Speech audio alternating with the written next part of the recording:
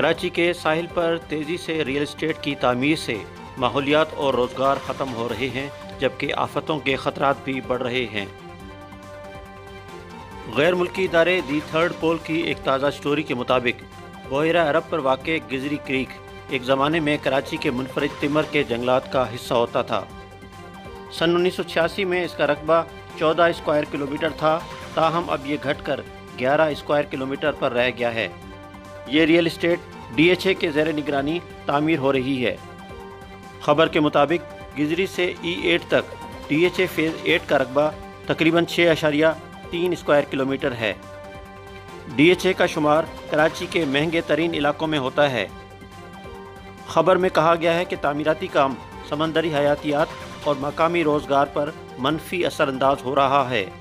اس کے ساتھ ساتھ مانسون میں سیلاب کا سبب بن رہا ہے اور سطح سمندر میں اضافے کے رسک کو بڑھا رہا ہے۔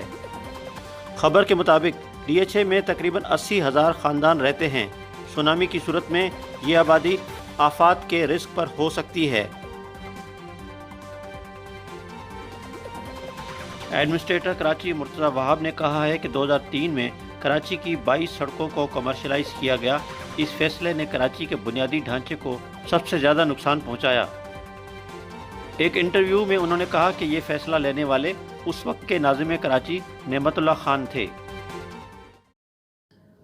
2003 میں نعمت اللہ صاحب نے فیصلہ کیا کہ میں کراچی کی 22 سڑکوں کو کمرشلائز کرتا ہوں۔ انہوں نے کمرشلائز کر دیا۔ سٹی کاؤنسل نے ایک ریزولوشن پاس کی جس کے تحت XYZ روڈ جو ہیں آپ کی کمرشلائز ہو گئی۔ شارع فیصل بھی اس میں شامل تھی۔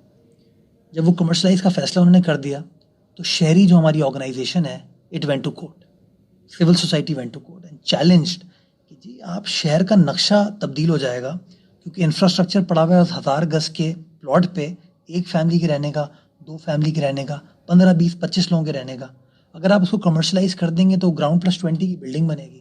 اس گراؤنڈ پلس 20 کی بلڈنگ پہ 2000 لوگ رہ رہے ہوں گے تو نہ آپ کے پاس پانی کا سسٹم ہوگا، نہ آپ کے پاس گیس کا سسٹم ہوگا، نہ آپ کے پاس سیوریج کا سسٹم ہوگا۔ عدالت نے پورا کیس سنا اور کیس سننے کے بعد کہا کہ نہیں جی کمرشلائزیشن ٹھیک ہوئی ہے۔ اس کو سپریم کورٹ میں چیلنج کیا گیا، سپریم کورٹ نے بھی کہا کمرشلائزیشن ٹھیک ہوئی۔ جو کراچی شہر کا روٹ کاز ہے وہ کمرشلائزیشن کی وہ پالیسی ہے۔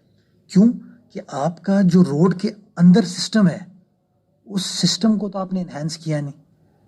تو اگر لیٹ سے جس جگہ پہ 5 لوگوں کو رہنا تھا وہاں پہ 50 لوگوں کو بسا دیں گے تو پرابلم ہوگی۔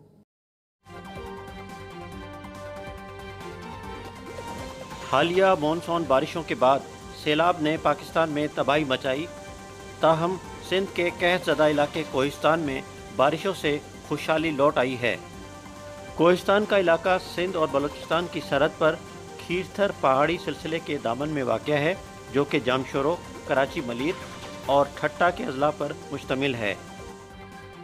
مقامی صحافی لال بخش حملانی نے تھانہ بلا خان سے ہمیں بتایا ہے کہ حالیہ مانسون بارشوں کا پانی بلوچستان کے کیچمنٹ علاقوں سے بھی کوہستان پہنچا، جس کی وجہ سے علاقے میں 3 سال سے جاری قحط سالی کا خاتمہ ہوا۔ کوہستان میں تقریباً 13 سمال ڈیمز ہیں۔ حالیہ بارشوں کے باعث پہلی بار تمام کے تمام ڈیمز بھر چکے ہیں۔ یہ پانی 2.25 لاکھ آبادی کے لیے تقریباً 2 سالوں کے لیے کافی ہوگا۔